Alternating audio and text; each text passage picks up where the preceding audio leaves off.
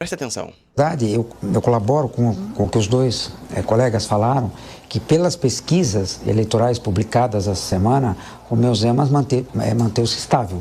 Não houve um crescimento dele nas pesquisas, quer dizer, então toda essa confusão, essa projeção que ele teve, ele não teve nenhum ganho ainda. Mas as entrevistas foram realizadas no período pós-confusão? Pós-confusão. Então a gente diria que não houve um ganho eleitoral para o Romeu Zema até agora. Pode ser que para frente isso ocorra, mas até o momento existia uma expectativa que o Romeu Zema ia crescer. Não cresceu, certo? Eu concordo plenamente um pouco com o Vitor. Bastante cresceu, eu discordo disso aqui, essa pesquisa foi mal feita, por quê? Porque a gente viu um crescimento muito grande nas casas de aposta, ou seja, isso vai se refletir em algum momento, essa galera que coloca dinheiro, normalmente eles sabem fazer uma leitura mínima, e eu também tive uma percepção de muito mais pessoas confiando e acreditando no Zema, ou seja, isso vai se refletir em algum momento nas pesquisas, só pode acontecer de não refletir caso aconteça algum efeito contrário que bata no Zema, que eu não vejo esse cenário acontecendo no curto prazo, porque o Zema tá jogando muito bem, mas a conclusão dele que isso vai gerar um grande benefício pro Flávio é um fato também.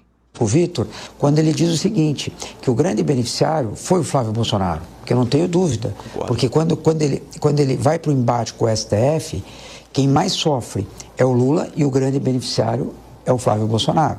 Por quê? Da briga... E aí vem essa jogada aqui que eu achei fantástica.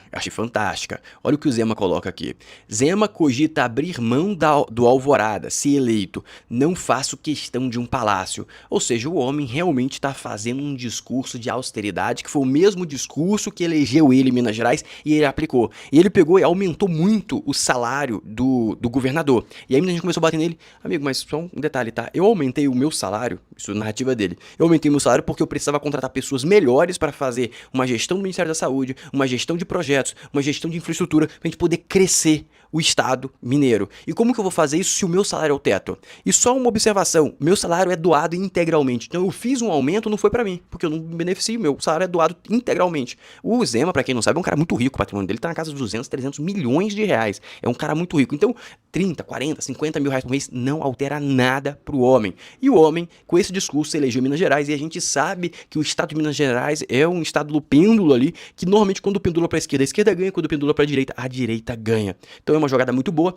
e também existe outra fala dele citando que ele pode vir como o vice do Flávio Bolsonaro. Isso também seria catastrófico para o Lula. O Lula não aguenta de pé nesse cenário. Seguindo agora, presta atenção nessa colocação. Na verdade, antes da gente entrar nisso, deixa eu só te fazer um convite para entrar no meu grupo de WhatsApp para você economizar muito. Presta atenção o que teve de promoção hoje no grupo de WhatsApp, ó. De R$300 por R$159, a mala da Nike com 41 litros. Também tivemos cadeira extremamente barata de R$200 por R$129. Você trabalhar bem, colocar na tua empresa, colocar pra galera trabalhar mais confortável. Também tivemos esse sapatênis aqui, que eu achei bem elegante, de R$300 por R$165. Aqui no grupo do WhatsApp você economiza com força. E se você quer furar as coisas da sua casa, também temos furadeira por apenas R$92. Isso aqui é sem fio, tá? Presta atenção que é com bateria, sem fio. Ou seja, meus amigos, se você quer economizar de verdade, tem televisão, tem de tudo literalmente no grupo, o link tá aqui na descrição, fixado no primeiro comentário e também no QR Code. Entra que você não vai se arrepender, você vai economizar de forma extrema. Seguindo agora, presta atenção nisso aqui. Lula se reuniu 0 vezes com os líderes do Congresso em 2026. E aí ele perdeu e ficou surpreso. Mas, Fernando, por que ele não se reuniu com os líderes do Congresso? Porque simplesmente ele terceirizou. Ele fez uma rede de pessoas que visitavam ele na cadeia, ele confiou muito nessas pessoas e colocou essa galera tanto para informar ele quanto para articular. E aí, com essa derrota humilhante dentro do Senado, e isso já é a segunda derrota, também teve aquela derrota do INSS, que falaram para ele que ia ganhar, perderam. Ele apanhou muito e o filho dele tá indo quase pra prisão por causa disso. Com essa derrota do Senado, ele percebeu que ele estava sendo iludido. E aí, daqui começa ele pegar a rédea da gestão novamente. E agora vemos algumas conclusões.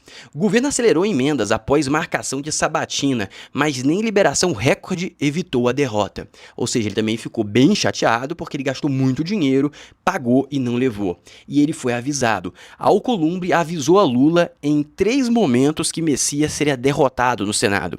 O presidente da República não quis acreditar nos alertas do chefe legislativo, ou seja, basicamente o Alcolumbre tentou avisar o Lula, só que o Lula preferiu acreditar nos aliados. Depois que abaixou a poeira, depois que abaixou o ódio, a raiva e a sede de vingança, ele fez a leitura que o Alcolumbre fez um papel justo. Ele pegou e avisou. Ele falou, cara, vai perder. Você vai querer ir? Você vai perder. A galera do lado, não, vai ganhar, Jacques vai ganhar. E no final perdeu. E ele percebeu que quem estava falando a verdade, estava sendo mais justo com ele, não era necessariamente os aliados, e sim o Alcolumbre. E agora começa um movimento que reafirma a minha conclusão. Flávio Dino prorroga afastamento de vice-prefeito adversário do Alcolumbre. Quem que manda no Flávio Dino, na sua opinião? É o Lula ou o Alcolumbre, ou o Moraes? Eu acho que é o Lula. Me parece que o Flávio Dino é muito fiel ao Lula, na minha humilde concepção, tá?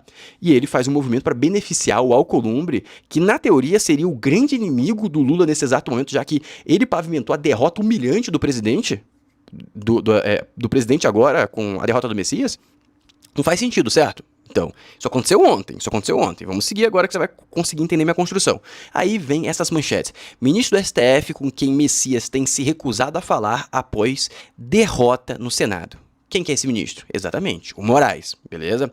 Agora presta atenção nessa narrativa que a Globo, e não só a Globo, temos a Globo e também a Band News e o SBT News na mesma narrativa. Presta atenção nisso aqui. Isso aqui mostra que é uma grande união para tirar a cabeça de um indivíduo do STF. Presta atenção nessa narrativa aqui, ó.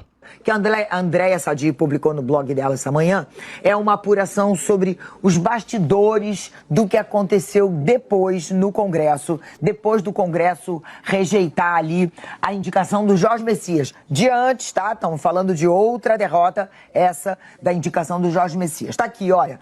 A Andréia apurou que o Messias tem dito a interlocutores que essa derrota que ele sofreu foi um golpe. Sim, essa foi a expressão que ele usou, foi um golpe do presidente do Senado, Davi Alcolumbre, e do ministro do Supremo Tribunal Federal, Alexandre de Moraes. Vamos lembrar, mais uma vez, Messias derrotado quarta-feira no Senado, 42 votos contra a indicação, 34 votos a favor da indicação dele para ministro do Supremo. Essa vaga que o Messias tinha sido indicado era do ministro Luiz Roberto Barroso, que se aposentou no ano passado. Pois bem, Jorge Messias também aponta a atuação do ministro Flávio Dino, também do Supremo, para derrotá-lo. Nos bastidores, os aliados do ministro Dino negam qualquer atuação dele contra Jorge Messias e dizem que o ministro preferiu se manter à distância, não agir, manter distância dessa indicação de Messias, porque... Eu não acredito que Flávio Dino estava contra o Lula não, tá? Considerava o indicado de Lula, não considerava ele o melhor nome para esse cargo. Beleza, agora a gente segue para o segundo passo e depois eu queria a conclusão completa para você. A narrativa da mídia qual que é? Presta atenção nisso aqui, ó. Band News agora. Né? Que provoca surpresa em alguns casos, mas muito estranhamento. Aliados de Lula convictos de que ministros do Supremo Tribunal Federal atuaram para consolidar a rejeição a Jorge Messias no Senado. Os movimentos teriam sido feitos por Alexandre de Moraes com apoio de Flávio Dino. Ele teria ajudado o senador Davi Alcolumbre na campanha contra o indicado ao Palácio ou do Palácio do Planalto a essa vaga no Supremo. Todos negam, mas integrantes do governo enxergam um distanciamento entre Lula e setores do Supremo. Isso teria ocorrido desde que avançaram as investigações no caso do Banco Master. Olha como as coisas vão se interligando aqui, gente, nos bastidores da política, né?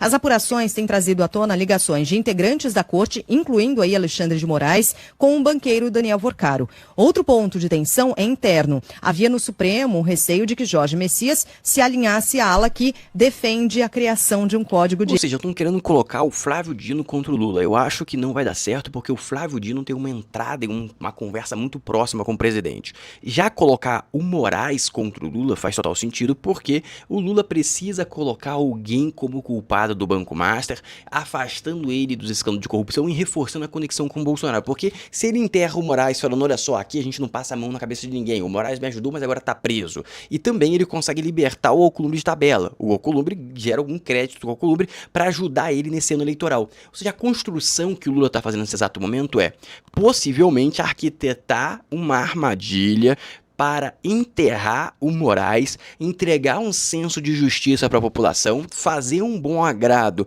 com o Alcolumbre, trocando ele de lado, libertando ele e possivelmente colocando de novo a indicação do Messias, que aí pode passar porque o Alcolumbre pode articular do outro lado. E isso é considerando que o Flávio Dino não está dentro do barco. E, pelo que tudo indica, não faz sentido ele estar dentro do barco. A gente vai conseguir entender nos próximos dias, porque na minha cabeça a poeira ainda está assentando, muita coisa aconteceu em um curto período período de tempo, mas a grande essência é, ele tá se unindo ao Alcolumbre para derrotar o Moraes, para conseguir ter uma ascensão e ganho de capital político. Floriano, ele tá ganhando capital político para se reeleger? Não, na minha cabeça, ele não quer se reeleger literalmente, diretamente. Ele quer colocar algum candidato. Ele já percebeu que ele sozinho não ganha mais. A rejeição, por causa da inflação e tudo mais, já tá contratado, é muito alta. E agora ele pegou o controle do jogo para fazer sua própria leitura, porque não dá para acreditar mais nos aliados que traíram ele. Eu acho que essa traição e essa percepção foi entregue cedo demais ao Lula. E isso pode ter um custo, porque o cara operando novamente, mesmo com as dificuldades da idade, ele vai ter uma capacidade muito maior do que todas as antas que ele se cercou. Temos que ver as cenas dos próximos capítulos, lembrando que hoje vai ter live e mais um vídeo. Um abraço e até o próximo. Lembra de curtir e se inscrever. Um abraço!